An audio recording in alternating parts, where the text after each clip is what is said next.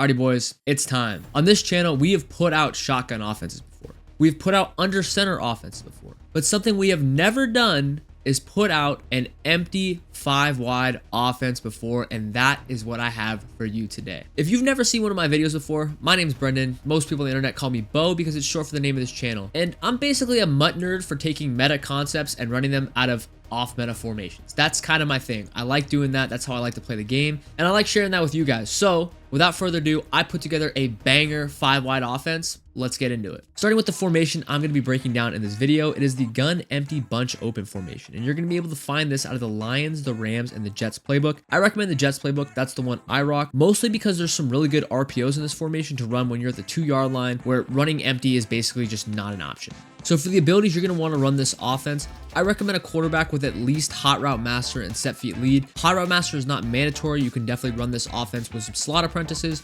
but I highly recommend getting a Hot Route Master. And if you're struggling to find a quarterback to get Hot Route Master, please go get Combine Bo Jackson. He's like the third best quarterback in the game. He compares to Lamar and Andrew Luck. He's not as good, but he's very good. Offensive line, I got 5 secure protectors. You're probably going to want this just to give you the most time possible to throw.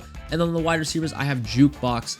Once I get in space, I can make a lot of plays. Not necessary, kind of a luxury, but if you can do it, go ahead and do it. Moving into the most important part of this video, it is our blitz pickup philosophy. And what we're looking at here is the free safety zone blitz out of dollar. And this first setup we're looking at is the original 4-man meta blitz setup from earlier in the year. And the way this works is as the ball is snapped, the middle linebacker is going to come free through the A gap. Now, if we go back and look at why that's happening, it appears as if the O-line doesn't recognize the middle linebacker coming in as a blitzer. So our solution to pick this up is actually double teaming the D tackle. And what this is going to do is it's going to force one of our guards just to get his body in the A gap. And basically we're forcing him to pick up the blitz. Is it perfect? Am I in love with this? No, but it is a way to pick up the blitz, and that's what we're going to do, and that's what you should do. The next blitz we're going to be picking up is the 5-man A-gap blitz, and this is going to be out of $32 with the free safety zone blitz again. I believe there are other formations that can create the same concept. I truly don't know which ones exactly they are, to be real with you,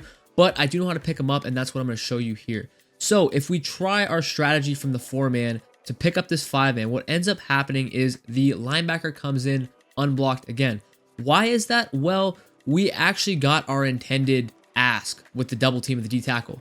We double team the D tackle, but that basically turns our 5-on-5 into a 5-on-4, and the middle linebacker comes in for a sack. So what we're actually going to do here is we're going to slide our O-line to the left towards the middle linebacker. If the middle linebacker is coming from the right, you do that, but it's mostly coming from the left, like pretty much every single time. And we are going to ID that middle linebacker, and that is going to get our 5-on-5. We are going to pick up that blitz, and we're going to have plenty of time to throw the ball. So the next blitz I'm going to be going over is probably the most important one you're going to need to learn to pick up, and that is the 4-3, 6-1, 6-man pressure, which technically could be a 7-man pressure to your O-line, as a lot of people will blitz their user and try and engage with your O-line to cause disengages, which happens very often. As we can see here, I snapped the ball, 2 dudes disengage. It's a pretty tough blitz. Now, all is not lost on the empty front. The way I like to attack the 6-man pressure is, as you can see, I'm on the right hash here, and the closest edge rusher to me is Micah Parsons on the right. So what I'm going to do is I'm going to slide my O-line to the right, and I'm going to ID the far side edge rusher on the left. What I'm basically doing here is I'm creating a free rusher. I'm letting that guy on the left come in for free, but he's going to have to travel a longer distance to get to me, giving me a little more time to throw. What I'm going to do route combo wise behind it is I'm going to set up some flats, some zigs, stuff to basically throw into the blitz where the linebackers aren't playing coverage. Now, once you start doing that, your opponent's going to start adjusting. As you can see here, he puts 2 hard flats here. So if I were to try and throw a slant into the blitz, I'm likely to get a knockout or something picked off. That's where having the corner route on the left side here comes to an advantage. As I snap the ball, I'm able to throw it. It should be a big gain, kind of a bad drop there, but you could see how that could be a big gain. You're going to have to think like that, because this isn't the easiest thing in the world to pick up. Like I said, you're going to have to think with your opponent, think about what he's trying to do, and if you play a good game of chess, you're going to be able to dominate this blitz. Another thing I like to mention out of the empty bunch wide formation is you actually can motion block one of your receivers if you really want to get time against this 4-3, 6-1 blitz. One key note to have here is the only people who can motion block are the ones that are in the bunch. The 2 receivers on the other side of the formation can't be motion blocked. They motion just into different positions on that side. And another thing to keep in mind is as you motion over your receiver, you're going to want to slant your offensive line away from the side that he's blocking on. So here, receiver blocks on the left. I want to slant right just to get the maximum coverage versus the blitz. Okay, now that we know how to pick up the blitz, I'm going to show you guys how to beat man coverage. Now, if you guys were wondering why I was so adamant in picking a bunch formation as my 5-wide scheme, it's because I believe bunch formations make it significantly easier to beat man coverage. With the 3 compressed receivers, it makes it really easy to pick off cornerbacks and make really easy reads. Now, the first thing I want to go over is some general tips versus cover 0. And to demonstrate, I'm going to be calling the play crossers. The setup I like here is I'll zig the point guy, I'll put the outside guy on the streak, and I'll put the left slot guy on a flat. And the reason I put him on this flat is I'm keenly aware that the safety is manned up on him, and he's not going to have time to get there. So as soon as I snap the ball, I just immediately throw it, and I get an easy 5-6 yards for cover 0, a play where I don't have to worry about the blitz. Now, the next thing I want to highlight here is not really this route combo. This route combo isn't something special, but I'm highlighting the fact that I have my tight end on a streak, and I know his user is supposed to be responsible for the tight end. So I snap the ball, and I immediately am able to lob up the ball to the tight end for basically a free touchdown. This happens a lot, especially in cover 0. The user's responsibility will be the tight end or the innermost guy on that side. You're going to get a lot of free touchdowns if you keep this in mind. Now, my favorite play to run out of this play, crossers, is actually double crossers. Right here, all I do is I just put the left slot guy on a crosser, I put our point bunch receiver on a drag, and I put our outside bunch receiver on a streak.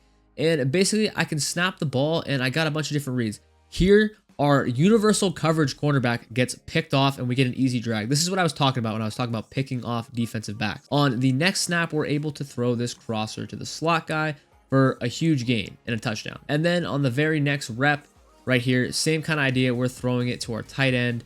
This is a very good man beating play. So next play I want to show you guys versus man coverage is the play dagger. And it's basically the same setup as crossers. I'm basically doing the same thing. The only difference is taking advantage of this outside bunch receivers speed in route. I believe that's what it's called. That's what it looks like. It's very cool. And what I like to do is basically same exact setup. We got crossers, drags, streaks. I just put that guy, I motion him out. And then while the opponent's user goes to take away the crosser, we're going to be able to throw this in route down and come and aggressive catch it and face catch it for an easy first down. Now that we know how to beat man coverage, we're going to be discussing how to beat and bomb the most popular coverage in Madden, and that is cover 3. And we will be doing that out of the play drive wide corner. So the first setup we're going to be looking at versus cover 3 is a form of the meta concept double corner.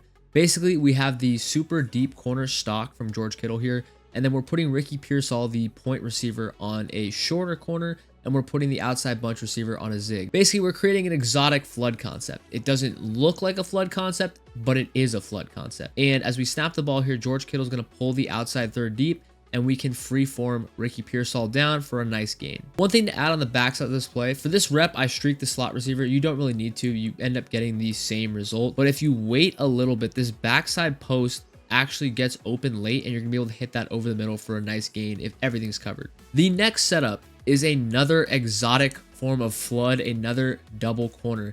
And basically what we're doing here is now we're putting the outside receiver on a corner, but this time it turns into a C route. And then we're putting the point receiver, Ricky Pearsall, on a flat. And as we snap the ball, the outside C route is going to get to a slightly different spot than the normal corner. You can throw it more inside. Based on the zones you're facing, this is going to be a useful route combo because you're going to be able to hit the corner earlier or more towards the middle of the field versus the other corner, which gets open more towards the sideline. And then our final setup right here is actually a full-on freestyle. I basically made another flood concept. This one actually looks more traditional. This time we have Kittle on the corner, outside receivers in the streak, and Pearsall is on the flat. And again, it's slightly different, and it's going to be very useful to have this in your bag. We freeform that down.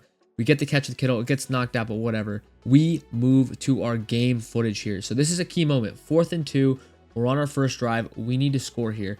I had been running the prior 2 setups earlier in the game, and this is a key point for pretty much anything in offense that you run, and it's called inverting expectations. So my guy that I'm playing right now, he's not aware of this route combo. He's aware of me running flood concepts out of the first 2, but he hasn't seen this. So on 4th and 2, really big play, 3 seconds left on the shot clock. I call a slightly different version of the same play I've been running the whole game, and we're able to hit a clutch dot to keep the chains moving. Okay, so now that we know how to attack intermediately versus cover 3, I'm going to show you how to bomb the shit out of cover 3.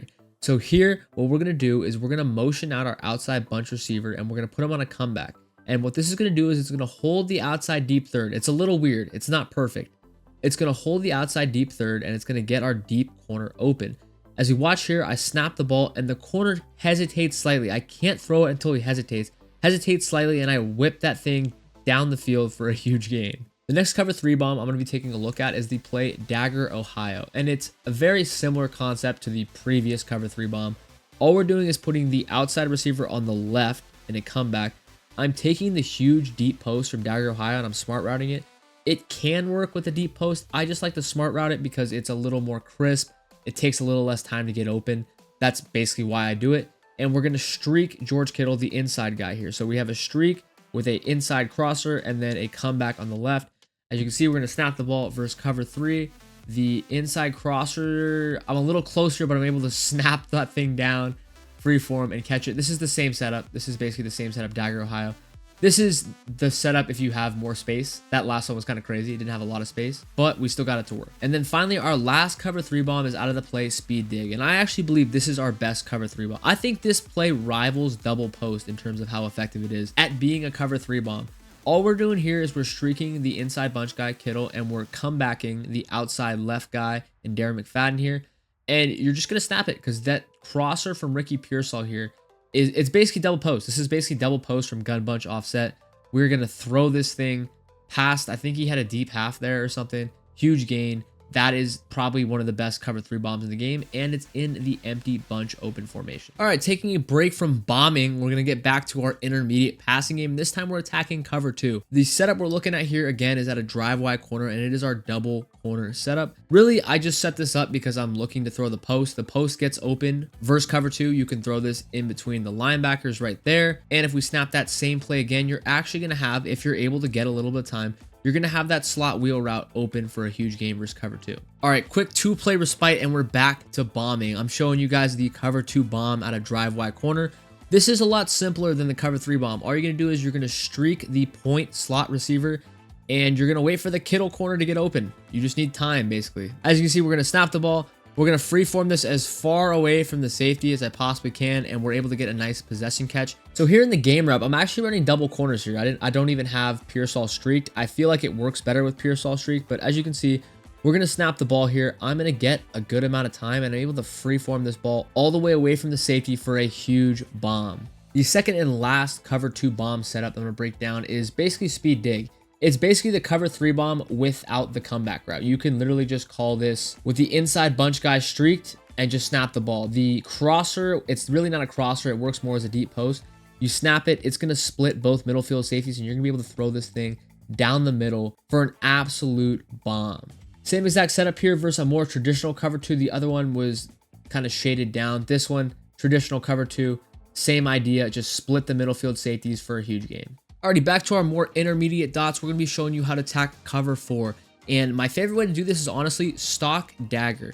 One thing to remember about this formation is if you see a drag on the field in the stock play art, just go ahead and re-drag it because sometimes it'll like stop in the middle of the field because I think it's like some sort of choice route or something. Just re-drag it, keep the drag on the field. And as we snap the ball here versus cover 4, this tight end crosser is going to get open into a wide open space. After the clear out, boom, nice easy gain. Another thing you can do here is the drag. If the linebackers drop way back, boom, drags wide open, juke up the field. Nice, easy gain. And then also we have that big in route from our outside bunch receiver. We can throw that if the crosser gets usered. Again, a nice passing concept. Now I'm in the play crossers. Basically, it's like a brother to dagger. Crossers and dagger, you can pretty much call similar route combos.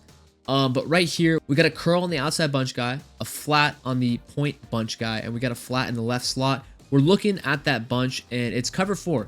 And we basically just run a curl flat concept. Boom. Nice, easy curl route. Little 10-yard gain. And then right here, we're back in the play crossers. And this time, we have a hitch on the left slot. And I don't actually know what this route combo is called, but it's pretty popular. Having a crosser and a hitch underneath the crosser. Basically, what that's going to do is either the user is going to take the crosser and the hitch is going to be open, or they're going to take the hitch and the crosser is going to be open. Right here, tight end wide open for a huge gain. Another way we can attack cover 4 is out of the play drive wide corner, using our double corner concept with the outside C route corner. The reason this is so good is because you're able to, again, attack inside. We go here, we catch the ball, we catch it in a nice spot in the middle of the field. Also, same setup right here. You're gonna be able to throw this post at a bunch of different times. Here we throw it in between the slot corner and the linebacker for a nice gain. And then right here, we wait just a little bit longer and we're able to throw it in between the linebackers and underneath the safeties for another big gain. Right here, live rep, we are in a game down 7 in the third quarter. We're basically running double crossers. This is a man beating concept, but it's basically at a dagger. It's the same thing. You can be cover 4 with it.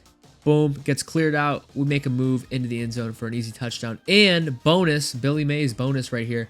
You guys know that bomb concept I showed you from drive wide corner versus cover 3? Well, if you look here, it kind of works versus cover 4. I'm not going to stamp this as a cover 4 bomb, but if you look, the outside quarter gets pulled down by the comeback and able to throw this for a huge bomb versus cover 4. I didn't know these existed, but apparently they kind of do. All right, the final thing that I'm breaking down out of this formation, we're actually leaving the formation because this is our red zone offense. And I told you guys the reason I like the Jets playbook is because they have a lot of really good RPOs.